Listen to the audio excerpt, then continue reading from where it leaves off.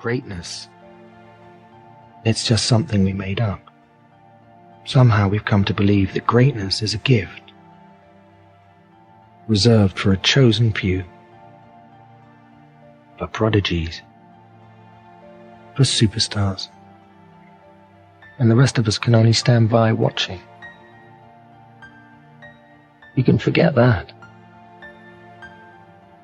Greatness is not some rare DNA strand.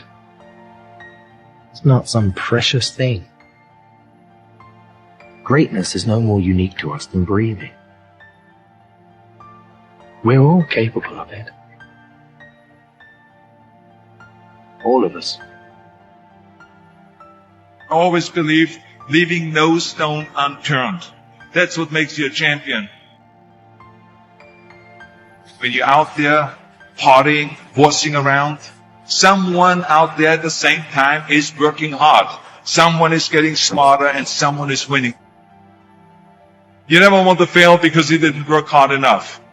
But if you want to win, there's absolutely no way around hard work. No pain, no gain. We're wired differently. We have to set a goal that if we hit that goal, we're guaranteed to make sure all that other stuff in the middle is going to happen. Why 3 o'clock in the morning? Why don't you sleep? My appetite. I say, E.T., I want more. I can do more. If I accomplish this without a father, if I accomplish this with my mom being a teenage mom, if I accomplish this as a high school dropout. How many of you believe in your life that your worst day can become your best day if you turn it around? If I can accomplish these things from this start, now that I'm at this place, knowing what I know now, what can I accomplish? And I want you to think about that. I want you to think about more than just what you're going to do financially, more than what you're going to do in this industry in the next 3 years, right? More than that. What's your appetite? What are you going to do that will ensure that when the alarm clock goes off, that you're already up 10, 20 minutes before your alarm clock goes off? Why? You got to grind. You got to go through setbacks and disappointments. You got to go through it. I'm talking about grit. I'm talking about endurance. Just having more stamina than they got. In order to get to the next level, you got to sacrifice. You got to take risks. You got to be willing to do by faith whatever you're asked to do. Listen to me. There are no shortcuts to success. There are no discounts to success. It's always sweat. It's always blood. It's always tears. You always have to give all to be the best. And I think it's important to remember, we talk about content is king. We hear that a lot. And I think if content is king, then context is the kingdom. And even when you forget someone's name, which, I know we've talked about in the past, and how important a skill it is to show someone you care by remembering them. One of the questions you ask yourself is, where do I know this person from? Because with the where creates the context, and then often the memory is there also as well. Yeah, it's interesting. Now, I want to talk a bit more about that because, as our devices get smarter and they become more of who we are, that whole thing of why do we need memory is something I'd really like to revisit today. Because, 5 years, 10 years from now, we'll still have, we'll be partial cyborgs maybe at that point to speak to Elon Musk, but yet the memory is still really important. Yes. And I'd love to talk about that a little bit. I've done, and I'm looking forward to going deep in that. I do trainings for Google, and it's, they're organizing the world's information. And my mission really is helping people to remember the important parts of it, because memory is a force multiplier. It's one of those things. I challenge anyone to think of anything that they do or want to accomplish that doesn't require memory. Anything, whether it's kinesthetic body memory or remembering, like if we look at the other end, if we forgot half of what we know or knew, half the words, half the people, half of our expertise, we wouldn't be very functional.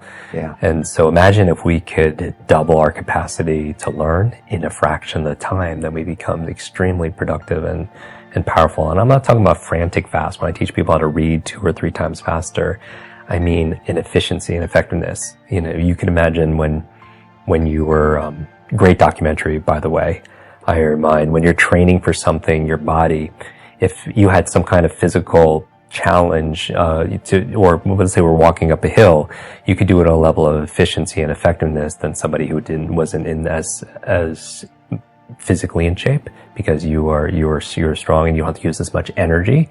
The same thing when I read, whether it's reading a book a day or people see me on stage, 100 people stand up and introduce themselves, and I recite everyone's name or large numbers And or remember words. numbers, they say. Everyone could do that, and it's not something. There's no such thing as a good or bad memory.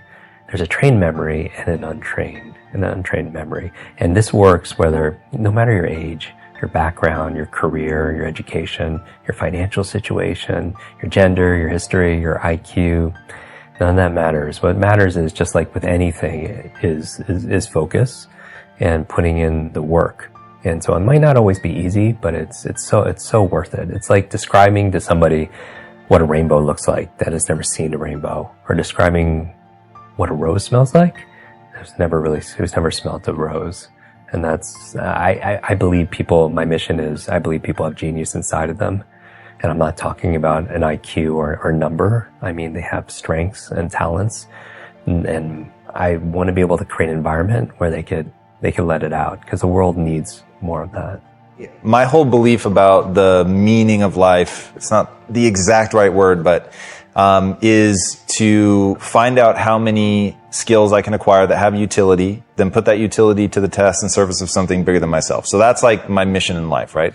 So what are things that I should understand about the brain that would allow me to acquire more skills, acquire them faster, put them to use more effectively? Like, what are either realizations about the brain or training techniques that I should know about? Yeah, I mean, a big part of this has to do with the fact that we live our lives mostly on autopilot unless we put a lot of effort into not doing that. And so... so just by getting off autopilot, but wouldn't that, so that's ultimately just sort of making new connections. So examples that you give oftentimes: drive home a new way, brush your teeth with your left hand. Yep.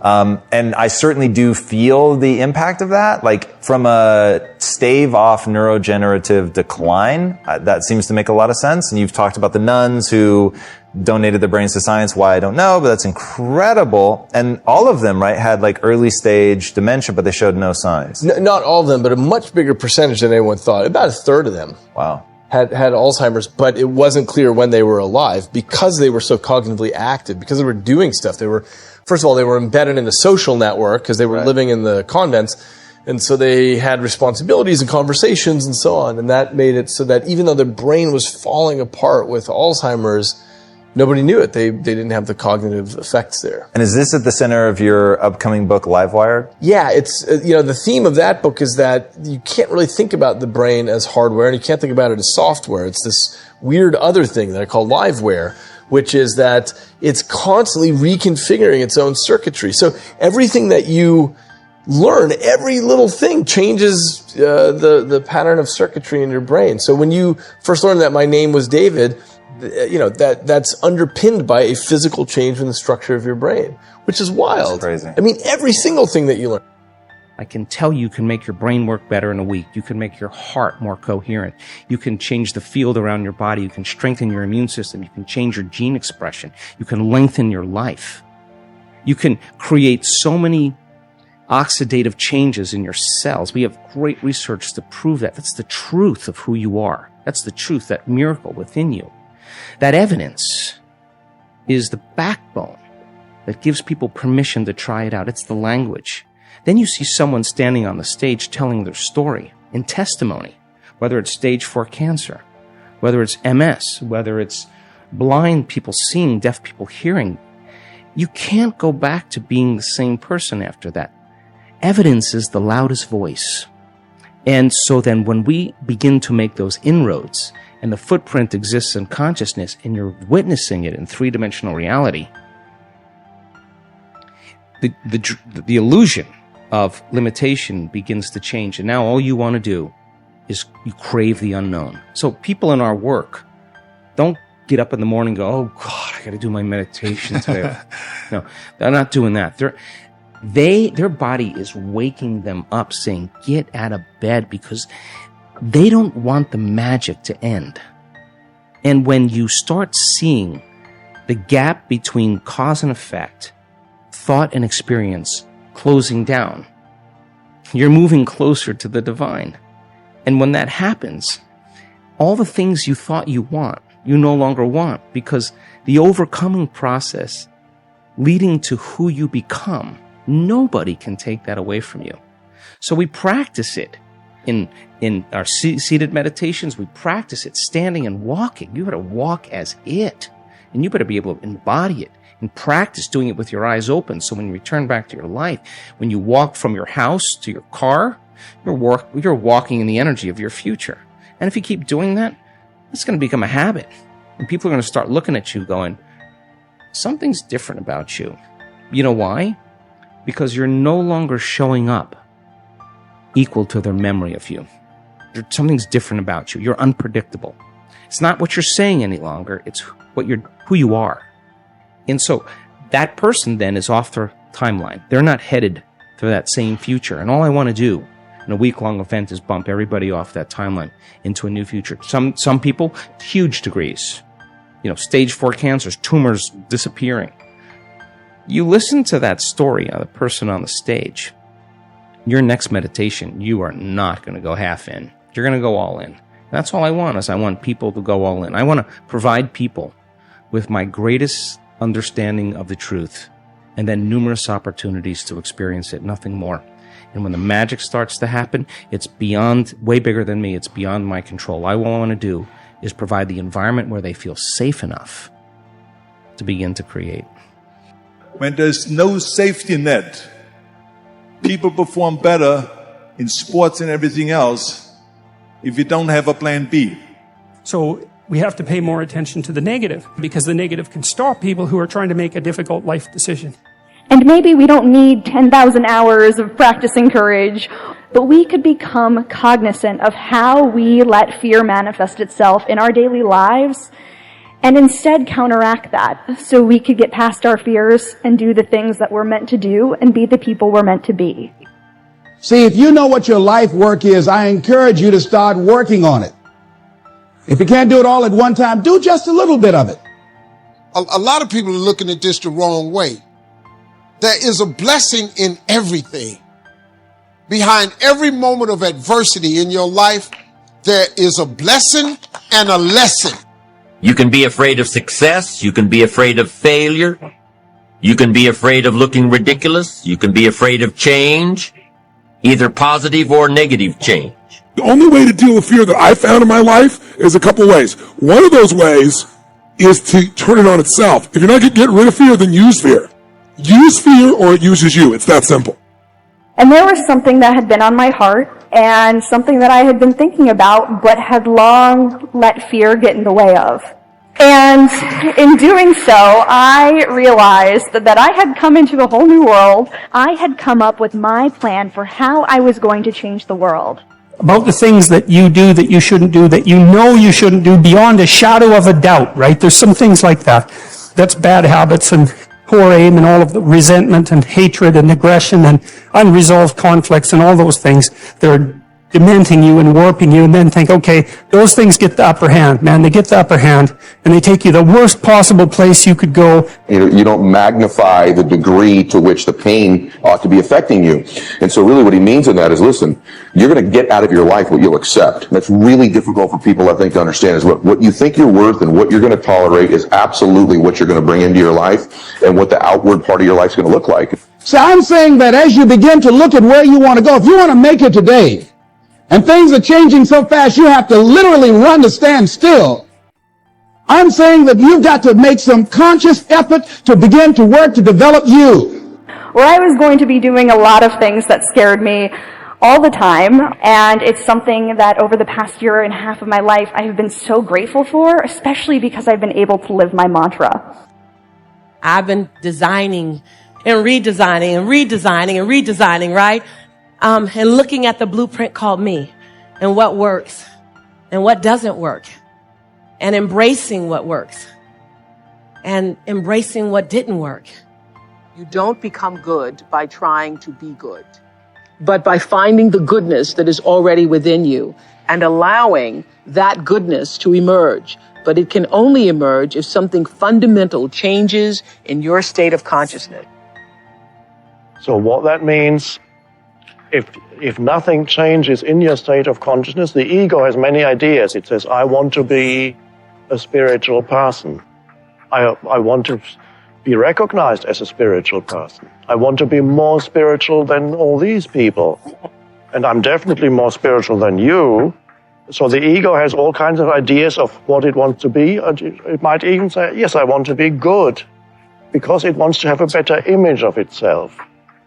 But on that level, by the essential dysfunction of the ego is still operating. So this is why we have the phrase, the road to hell is paved with good intentions. Because no matter how good your intentions are, when you're still trapped in the ego, it will always take you into conflict eventually. So you have to go deeper beyond the realm of opposites where there's good and bad and reach a place within yourself that is unconditioned, that is what I sometimes call the formless, expressed beautifully in the Old Testament in the little saying, be still and know that I am God. And that's in the Old Testament. It contains the entire wisdom of religion in those few words. Be still, meaning go to that place where the mind is no longer operating, where you are just conscious without thinking. And that is the level where the eternal resides. When you went first to school, and you went to kindergarten, and in kindergarten the idea was to push along so that you could get into first grade, and then push along so that you could get into second grade, third grade, so on, going up and up, and then you went to high school, and this was a great transition in life, and now the pressure is being put on, you must get ahead, you must go up the grades and finally be good enough to get to college. And then when you get to college, you're still going step by step, up to the great moment in which you're ready to go out into the world. And then when you get out into this famous world, comes the struggle for success in profession or business. And again, there seems to be a ladder before you, something for which you're reaching all the time. And then, suddenly, when you're about 40 or 45 years old in the middle of life, you wake up one day and say, huh? I've arrived. And by Jove, I feel pretty much the same as I've always felt. In fact, I'm not so sure that I don't feel a little bit cheated. Because you see, you were fooled. You were always living for somewhere where you aren't. We spend a big hunk of our lives believing that the way that we become, quote, successful, happy, fulfilled, self-actualized, whatever it might be, is on the basis of what I accomplish, what my resume looks like, how many promotions I get. And so we send our children off to school and we ask them to learn to identify themselves on how much they get and what they accomplish. Your grades become more important than what it is that you are studying. What you own, what clothes you wear, what labels you have, and so on. And we become obsessed with this kind of absurdity. And this is the false self at work. You know, look back 10 years ago, 5 years ago, 15 years ago, and think of a decision you made. That if you would have made a different decision, you'd have a totally different life today. Better or worse, I don't know, but totally different. The most important decision you can make above any on the face of the earth is deciding that no matter what happens in your life, no matter what happens, you're going to live in a beautiful state. So if life is not happening the way you think it should happen, you're unhappy. If life happens the way you think it should happen, you are happy. It's as simple as that. So if life has to happen the way you think it should happen, first of all, how you think, with how much focus you think, how much stability is there in your thought, and how much reverberance is there in the thought process will determine whether your thought will become a reality or is it just an empty thought. Or how you do not create any impediments for your thought by creating negative thought process. This possible, is something possible or not possible? Is destroying humanity. What is possible and not possible is not your business, it's nature's business. Your business is just to strive for what you want.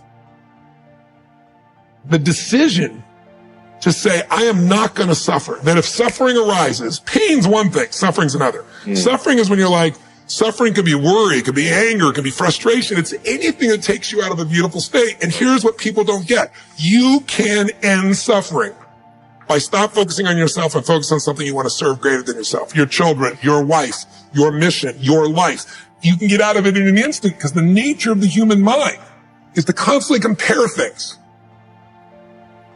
Your mind, your brain is a 2 million-year-old device, and it is not designed to make you happy. It's designed to make you survive. And that's why it's always looking for what's wrong. Life is supposed to be good, not just for some, but for all of you. And when it isn't, something has gone terribly wrong. And every single time, the thing that has gone terribly wrong is that an orientation or a perspective has been developed and practiced to the point that other evidence can't come in. In other words, when you have decided something in a very powerful way, then it must be, because law of attraction will always present to you exactly the package that you are practicing all day, every day. You've got no argument with that. And so we do not sense that your life reflects this now in this powerful way. At one time, yes. But we want to say to you that you are taking more upon yourself. This is really what we would like to say to you. Soul is also the center of the world, which is a frightening proposition and not one that's easily comprehensible. Solzhenitsyn's work in the Gulag Archipelago is particularly enlightening in this regard, because he insisted that it was a preconception of our Judeo-Christian heritage that each person was the center of the cosmos. And you can think of that as a center of consciousness, right? A center from which being itself is not only reflected, but also generated. And it was Solzhenitsyn's belief, and Dostoevsky's as well, and I think Jung would have been in accordance with this, and Nietzsche as well, for that matter, that in some manner that we don't fathom, because we don't understand the structure of the world very well, the outcome of the world is dependent on our choices, and equally on all of our choices. And I don't understand. I know that to be true, or feel that to be true. It's part of the doctrine that each person is of intrinsic and equal worth. Part of that doctrine is that each person has intrinsic and equal responsibility, and that we're each capable of generating a fair bit of hell around us and for other people, but also capable of generating a tremendous amount of good. And that the fate of the world as it careens through eternity is actually a consequence of the ethical decisions of each of us. It's a terrifying idea. It's no wonder people flee from it into hedonism, let's say, and ideology, because it's very frightening possibility that the choices that you make day to day or fail to make have this profound and lasting effect on the structure of reality, but I don't really see any way out of that conclusion. Come up with 10 laws you are going to spend, or you're going to live the remainder of your life under. That could be one of the things I teach in my work. Don't die. One of the secrets to legendary is longevity. So outlive your industry peers. Amazing what happens when you get into such great physical health that you just outlive everyone around you. You know, it's 90, you're 90, no, you have no competition. Imagine how easy it will be for you to dominate your field. Imagine how good you're going to be if you're 103, still rocking your game. So the point is, don't die. Protect your health. Hack aging. Eat the right supplements. Work out every day. Run my 2 massage protocol. Make sure you get fresh air. The point is simply this. One of your 10 life laws could simply be don't die. One of your 10 life laws could be give more than you take. One of your 10 life laws could be spend an hour alone building your self-relationship. I was reading Marcus Aurelius very early this morning, the great Roman emperor, and he talked about the shortness of life, but he also talked about this. Find some time every day to be amid tranquility so you could think. See, when you're in the noise, you can't think. The noise of distraction and attraction and diversion by technology. When you're alone, and I've found it's the best thing first thing in the morning, you can actually think about your values, and you can actually get to know yourself again, and you can actually breathe, and you can actually contemplate. What am I going to do today? How am I going to live? How can I make today on earth a valuable day?